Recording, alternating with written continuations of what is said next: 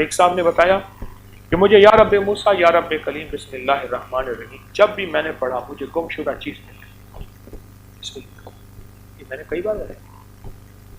گم شدہ شوہر مل گیا، گم شدہ بیوی مل گئی، گم شدہ اولاد مل گئی، یعنی میاں بیوی کی اگر نہ چاکی، اور گم شدہ چیز مل گئی، گم شدہ خزانے مل گئے، گم شدہ راہیں مل گئیں، گم شدہ راستے مل گئے، کوئی چابی، کوئی قلم، کوئی فائل، کوئی کاغذ، کوئی چیز، گاڑی، کوئی گم شدہ مل گئی. ایک نہیں جو میرے پاس واقعہ ہوا. یہ بتا رہے ہیں کہ ہم نے پڑھا یا رب موسیٰ یا رب کلیم بسم اللہ الرحمن الرحیم، گم شدہ چیز مل گئی. میرے پاس اس کے اتنے نتائج ہیں، اتنے ریزلٹ ہیں اس کے اندر. موسیٰ علیہ السلام وہ واحد نبی جن کا 28 پاروں میں تذکرہ تو نام کے ساتھ ہوتا ہے اور 2 پاروں میں تذکرہ اشاروں کنایوں میں ہوتا ہے. اور اے موسیٰ کے رب، اے کلیم کے رب، جب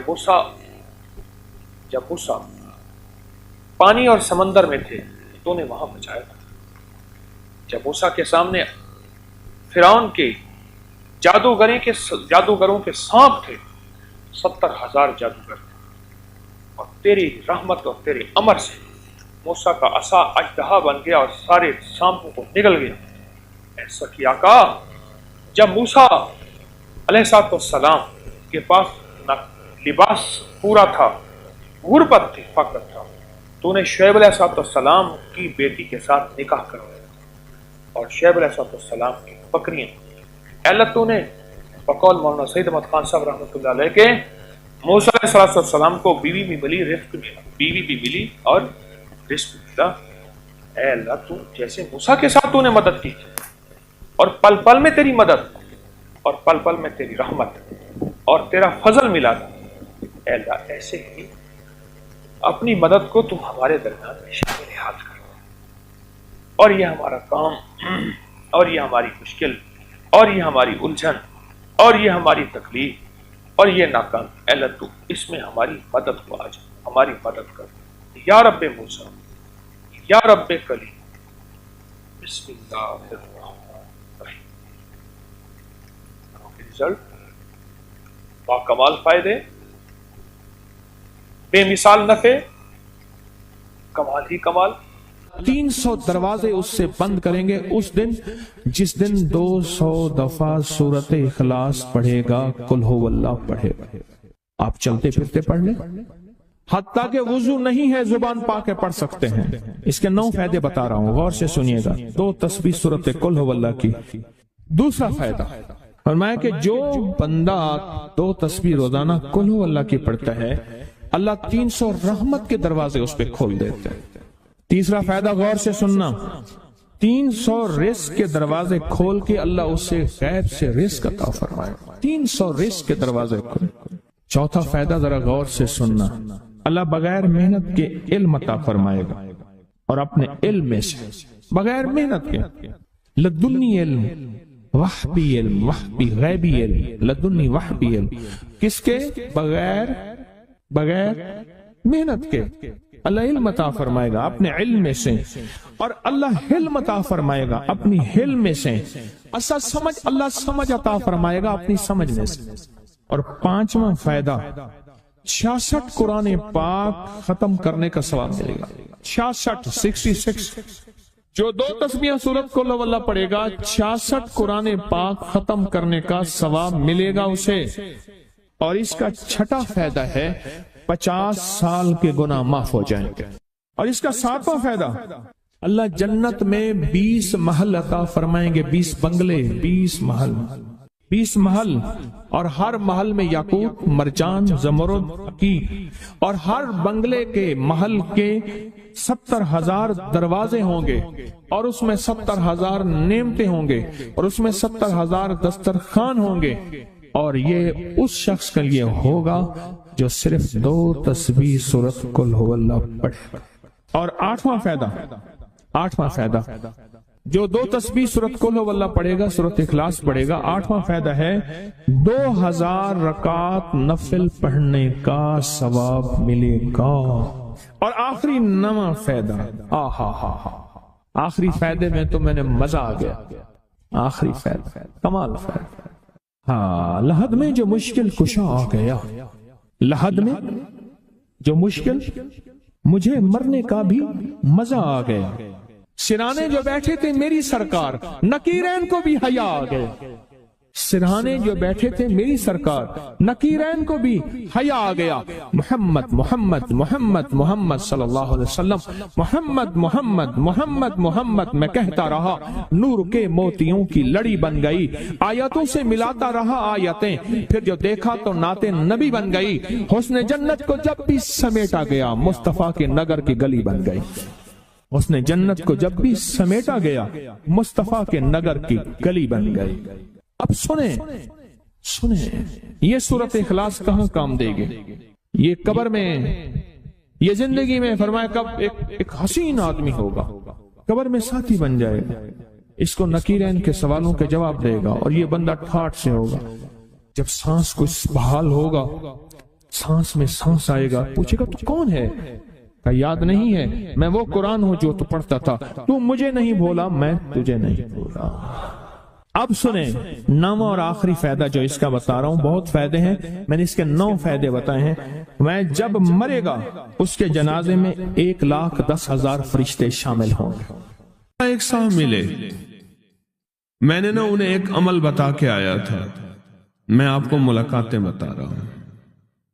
ایک عمل بتا کے آیا تھا، مجھے یاد نہیں کب بتایا میں نے، مختصر سرسری ملاقات ہوئی، لیکن اس کا نفع اور فائدہ بتانا چاہوں گا۔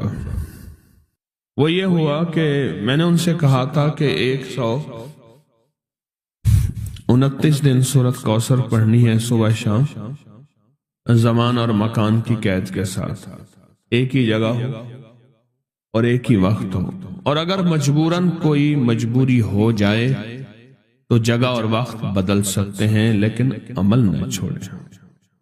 129 بار سورت کوثر، 15 منٹ لگتے ہیں، آپ خود کہتے ہیں، ڈوب کے، توجہ کے ساتھ، دھیان کے ساتھ، ڈوب کے، لفظ میں ڈوب کے کہہ رہا ہوں، توجہ کے ساتھ، دھیان کے ساتھ، 129 بار سورت کوثر، 129 دن، بس آپ پڑھیں۔ جب 129 دن مکمل ہو جائے نا، تو اس دن کوئی میٹھی چیز تقسیم کریں حسب توفیق، اور پھر اگلے 129 دن شروع کریں۔ اگلا 129 دن، یہ پہلا نصاب ہے، اب اگلا نصاب شروع کریں۔ میں نے ان سے عرض کیا کہ 7 یا 11 نصاب کر لیں، تیری زندگی کے شکوے ختم ہو جائیں گے۔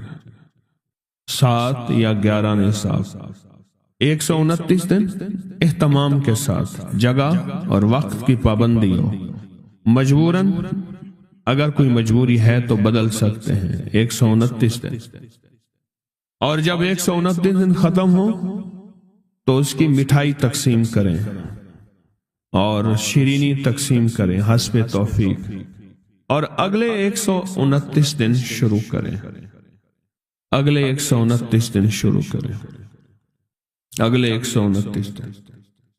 پھر جب وہ ختم ہو پھر شیرینی تقسیم کریں، اور اس کے بعد پھر اس سے اگلے 129 دن شروع کریں۔ اس طرح یہ ہر 129 دن ایک نصاب ہوا، اس طرح 7 یا 11 نصاب، 7 یا 11 نصاب آپ کر لیں۔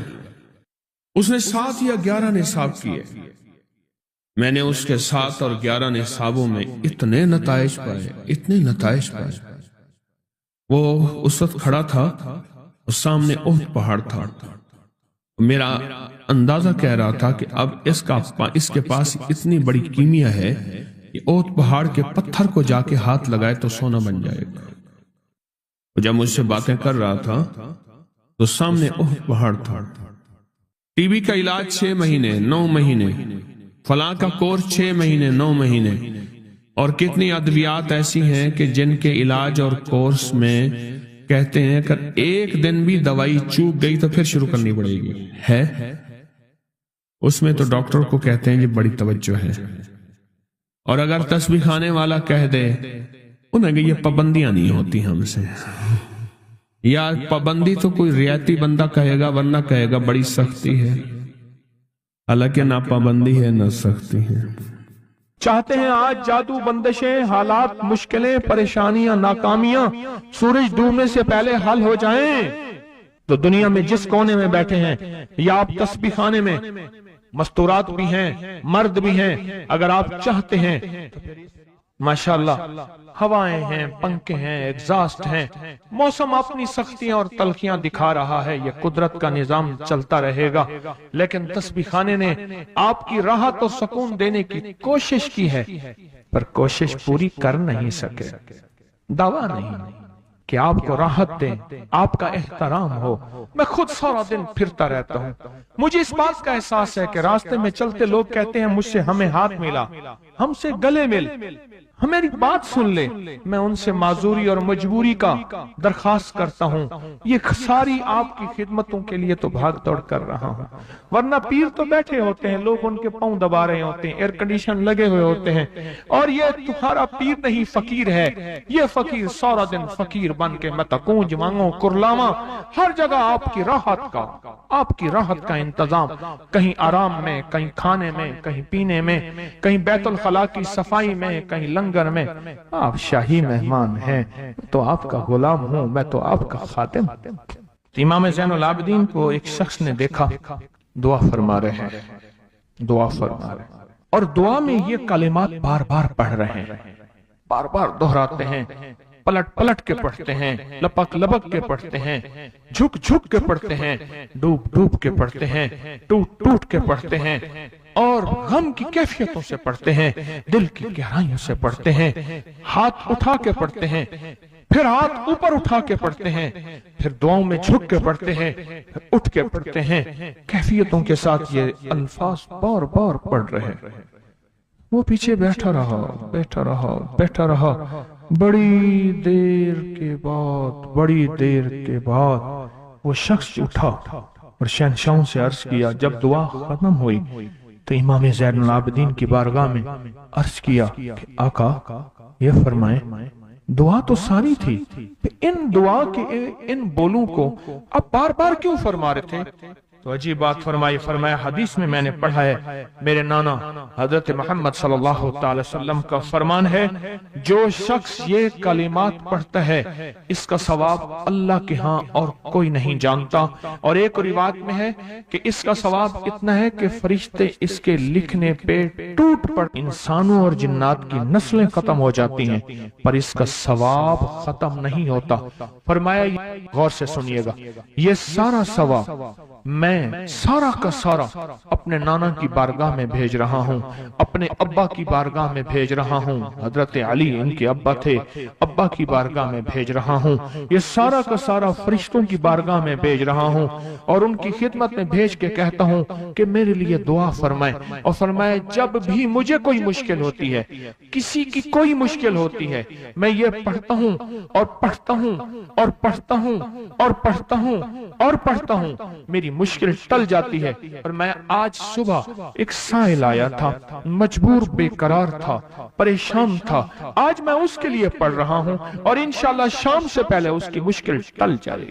اور راوی لکھتا ہے میں نے پھر سائلوں سے پوچھا، لوگوں سے پوچھا، تحقیق کی، فرمایا امام زین العابدین جس کے لیے بھی یہ دعا کرتے ہیں، پر کرتے کیسے ہیں؟ جو میں نے نقشہ کھینچا ہے ذرا اس نقشے کو غور سے سننا۔ کرتے کیسے ہیں؟ ڈوٹ کے، ٹوپ کے، وجدان سے، درد سے، کیفیتوں سے، غم سے، اللہ کے تعلق سے، اللہ کی محبت سے، اللہ کے دھیان سے، پوری توجہ سے، بار بار یہی پڑھتے ہیں، پھر یہی پڑھتے ہیں، اور پھر ہدیہ کس کو پہنچاتے ہیں؟ یہ دعا، اس دعا کے رازوں کو ذرا سمجھ لیں۔ پھر میں دعا پڑھتا ہوں۔ پہلا راز جذبہ، وجدان، یقین، درد، سوز، ساس، کیفیات، پہلا راز یہی ہے۔ یہ سمجھ آ گیا؟ दूसरा राज, इसको पढ़ के अल्लाह उसके हबीब को सारे फरिश्तों को आले मोहम्मद को उनको हदिया करता हूं और उनसे अर्ज करता हूं कि मेरे लिए दुआ फरमाए। ये दूसरा राज है। इन दो राजों के साथ इस दुआ को पढ़ता हूं और जिसके लिए पढ़ता हूं शाम से पहले उसका मसला हल हो जाता है। उन्होंने लफ्ज जो इख्तियार किया अरबी जबान में, लफ्ज जो मिला है मुझे, उसका तर्जमा यह है कि सूरज अपना मुंह छुपाए उससे पहले उसका मसला हल होता है।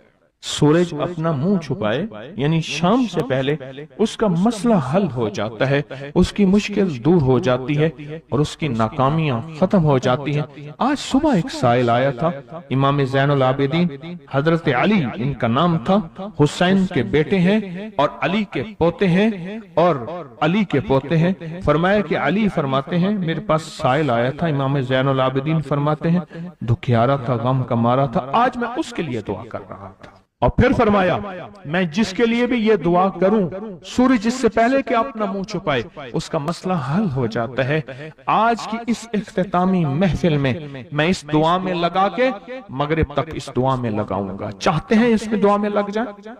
चाहते हैं वजद से, कैफियतों से, पूरे दर्द से?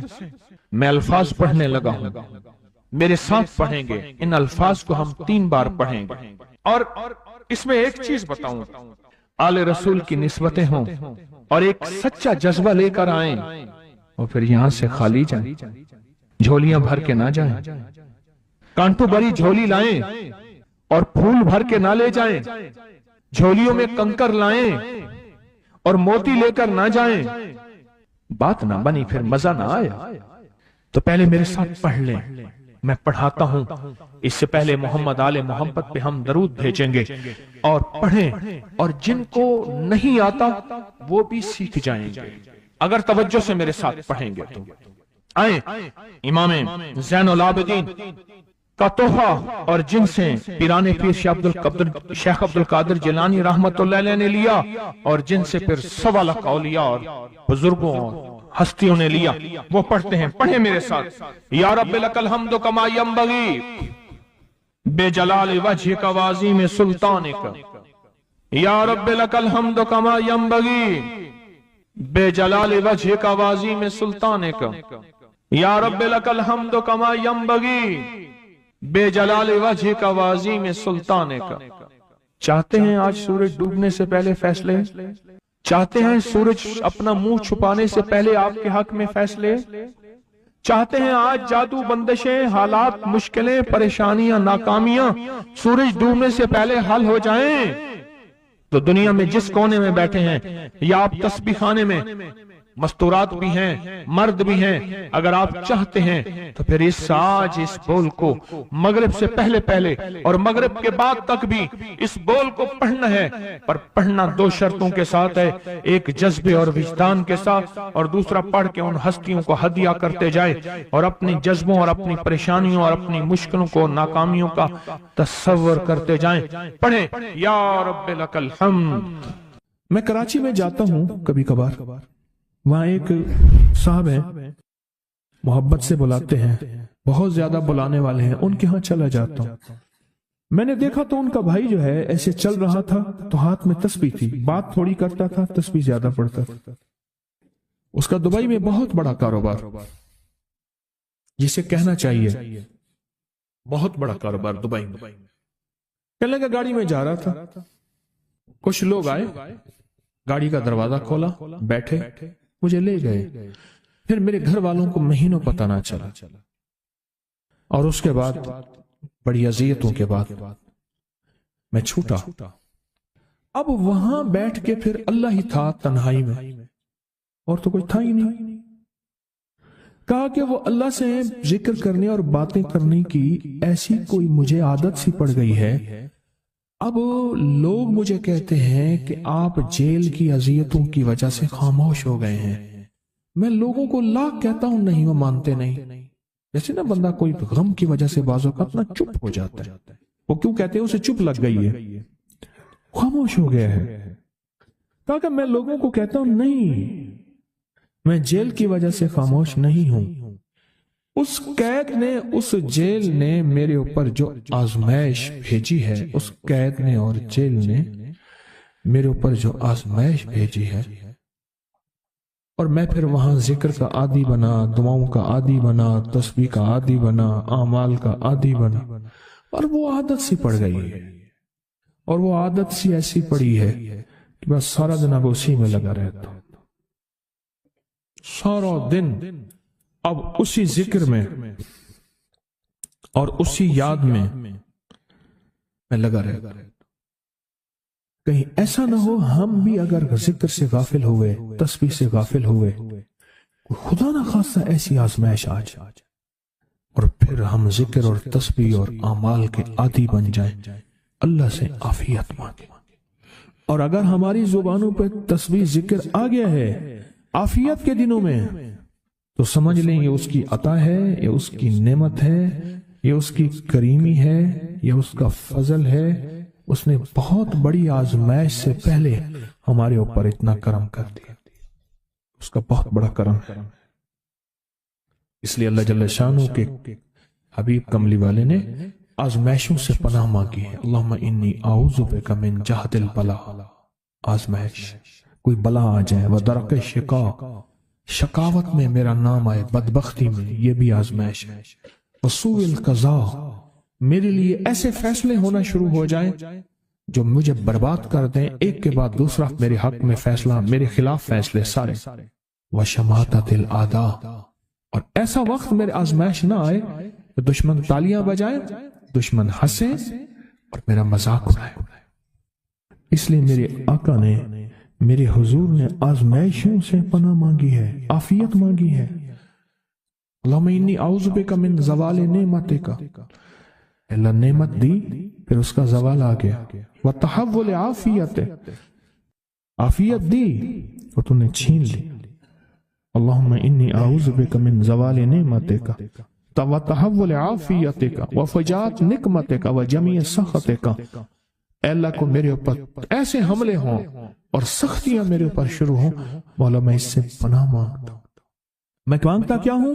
ربنا آتنا فی الدنیا حسنۃ، اس سے دنیا کا بہترین پیکج مانگتا ہوں، وفی الآخرۃ حسنۃ، تو سے آخرت کا بہترین پیکج، شاندار، لاجواب، بہترین۔ ہاں، آزمائشیں، مصیبتیں، تکلیفیں، حوادث، حادثات، ناکامیاں، بیماریاں، پریشانیاں میں نہیں مانگتا مولا۔ اللہم انی اعوذ بک من الہم والحزن، ہم کہتے ہیں ٹینشن کو، انزائٹی کو، اسٹریس کو، ڈپریشن کو، اندر غم ہے باہر پتہ ہی نہیں، اس کو ہم کہتے ہیں، اور حزن کہتے ہیں جس پہ ہائے ہائے ہو۔ اے اللہ میں تجھ سے اندر کا دکھ جو مجھے دیمک کی طرح کھائے، اور باہر کا دکھ جو مجھے تڑپائے، اندر کا دکھ کھائے اور باہر کا دکھ تڑپائے، اے اللہ میں اس سے پناہ مانگتا ہوں۔ ہم والحزن، عجز والکسل، ایسا کہ میں عاجز ہو جاؤں یا میرے پر سستی غالب ہو جائے۔ کتنے لوگ ایسے ہیں ان کے اوپر سستی غالب ہے، بہت بڑی مصیبت ہے زندگی کی۔ میرے آقا کملی والے نے اس سے پناہ مانگی، اللہ کے حبیب میرے آقا نے آزمائشوں سے پناہ مانگی۔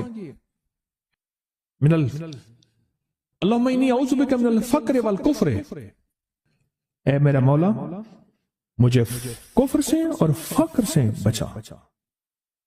فقر ایسا، غربت ایسی آئے کہ میرے ذہن میں ہر وقت لوگوں کی جیب پہ نظر، ہر وقت لوگوں کی جیبوں پہ نظر ہو۔ یہ دو وقت میں ہوتا ہے، ذہن نشین رکھیے گا۔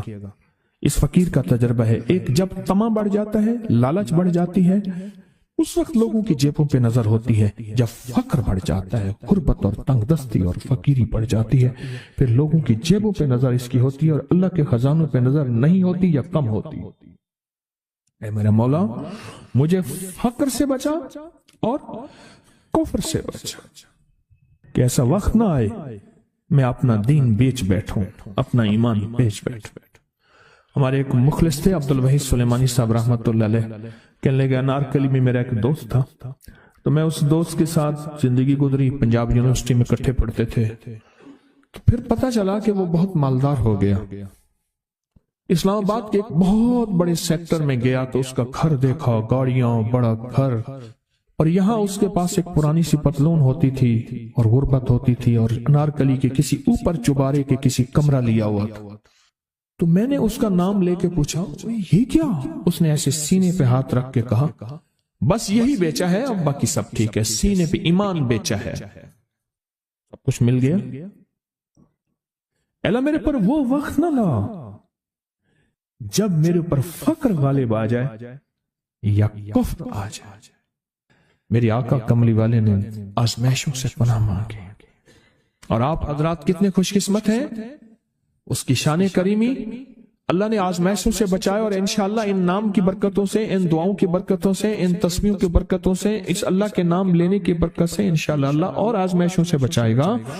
اللہ نے بغیر آزمائشوں کے ہمیں اپنا نام دے دیا، اپنے نام کی تسبیح دے دی، اپنا ذکر دے دیا، اپنی یادیں دے دی.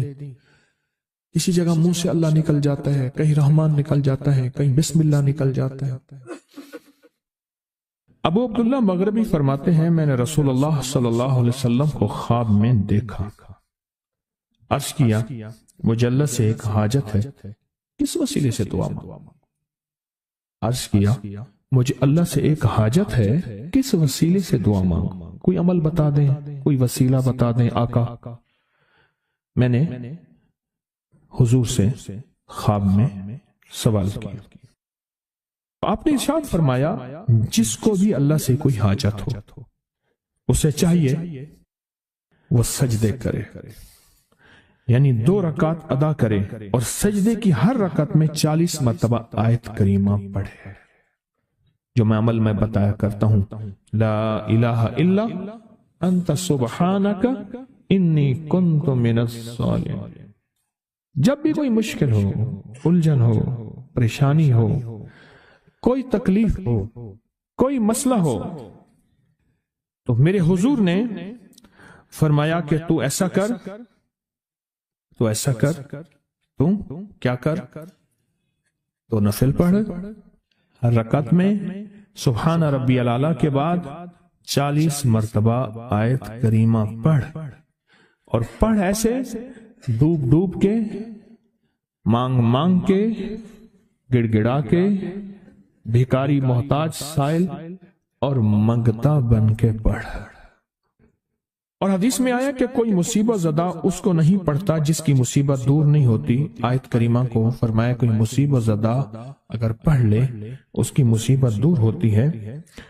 اور ایک اور حدیث میں ہے کہ کبھی ایسا نہیں ہوا کہ کسی مسلمان آدمی نے کسی چیز کے لیے اسے پڑھا ہو اور اس کی دعا قبول نہ ہوئی ہو. اور اس کو ترمذی اور نسائی نے روایت کیا ہے. میرے آقا فرماتے ہیں کہ میں جب شب معراج میں میرا ایک شخص پر گزر ہوا جو نور عرش میں چھپا ہوا تھا، عرش کے نور میں اتنا ڈوبا ہوا تھا، خود چھپا ہوا تھا عرش کے نور میں. میں نے پوچھا یہ کون ہے؟ یا کوئی فرشتہ ہے؟ فرمایا نہیں. میں نے کہا تو پھر یہ کون ہے؟ فرمایا ایک انسان ہے. جب دنیا میں تھا تو یاد خدا اسے اس کی زبان پر تر و تازہ رہتی تھی، اس کا دل مسجد میں لگا رہتا تھا. آج اللہ کے حضور یہ نور عرش کے نور میں اتنا ڈوبا ہے کہ خود چھپ گیا. 2 چیزوں کی وجہ سے.